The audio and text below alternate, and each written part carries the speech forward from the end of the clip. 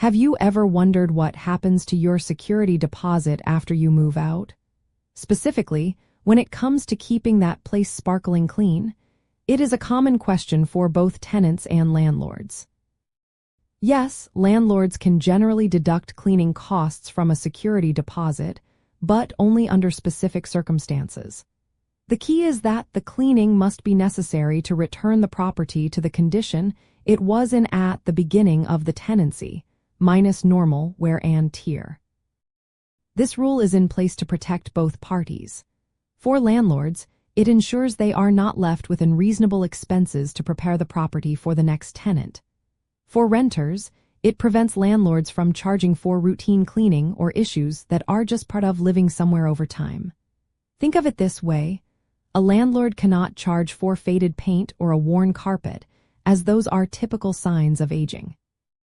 However, if there are deep stains on the carpet that were not there before, or grime built up in the oven beyond normal use, those are often considered tenant responsibility. Local laws, sometimes called landlord-tenant laws, define what constitutes normal wear and tear versus actual damage or excessive uncleanliness. These laws also often specify how clean a property must be left. So, how do you navigate this as a landlord or tenant? The most important step is to conduct thorough move-in and move-out inspections, always accompanied by detailed documentation. Take plenty of timestamp photos and videos before the tenant moves in, and then again after they move out. Create a comprehensive checklist itemizing the condition of each room and appliance. Both parties should sign off on both inspection reports. If a deduction is needed for cleaning, landlords must provide an itemized list of expenses, often including receipts for professional cleaning services. Tenants should clean the property thoroughly before moving out, ideally to the same standard of cleanliness as when they moved in, referring back to their move-in checklist. If a landlord claims excessive cleaning is needed, and the tenant disagrees, the tenant can often dispute the deduction, possibly with the help of a local housing authority or mediation.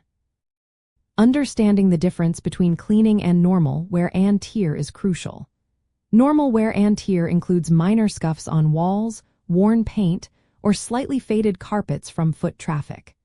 Excessive cleaning needs arise from things like pet stains, smoke odor requiring professional deodorizing, or severe grease buildup. It is helpful to remember the term broom clean or reasonably clean, often used in lease agreements. This generally means free of dirt, debris, and personal belongings, but not necessarily professional deep cleaning, unless specified and agreed upon in the lease for specific items like carpets. Some leases might include a non-refundable cleaning fee, which is distinct from a security deposit and covers general cleaning, but this fee is separate and has its own legal considerations.